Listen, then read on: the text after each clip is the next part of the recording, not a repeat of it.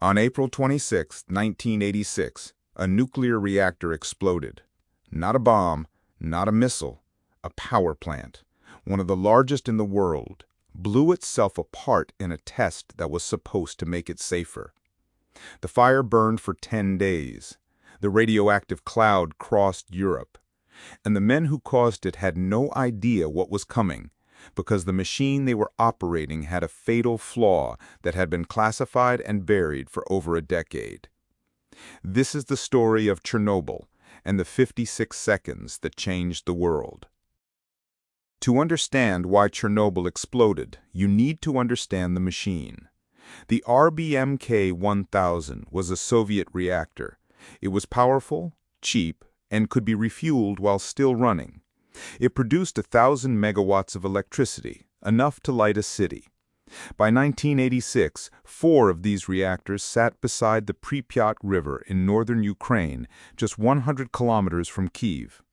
3 kilometers away stood the city of Pripyat, home to nearly 50,000 people, workers and their families, schools, parks, a swimming pool. A model Soviet city built around a machine they were told was perfectly safe.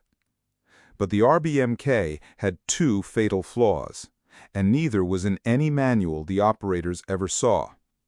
The first was something called a positive void coefficient. In most reactors, if the cooling water boils into steam, the reaction slows down. It's self-correcting.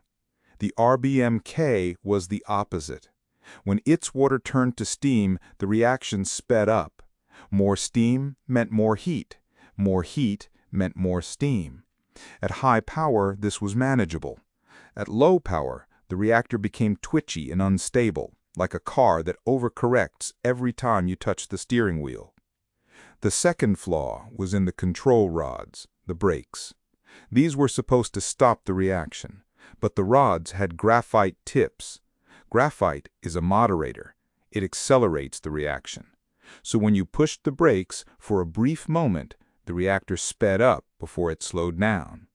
The brake had a hidden accelerator on the end. These flaws had appeared before, in 1975 at the Leningrad plant, and again in a 1983 test. Both times the findings were classified. The operators at Chernobyl had never been told. On the night of April 25, 1986, Deputy Chief Engineer Anatoly Dyatlov ordered a safety test on Reactor 4. The goal was simple.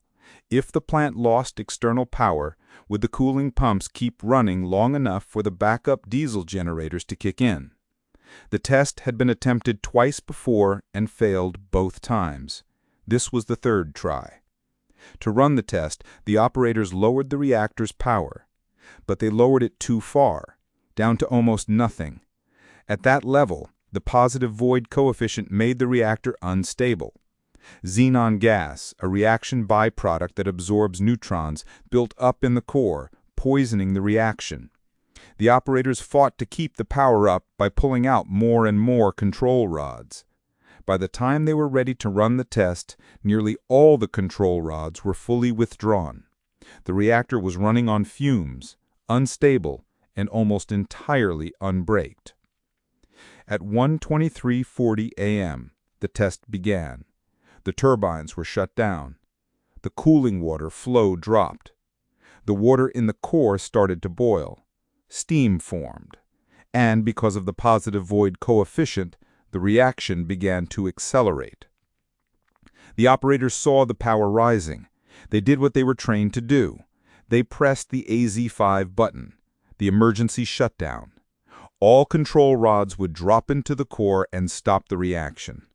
But those graphite tips entered first, and for a few seconds, instead of stopping the reactor, they accelerated it.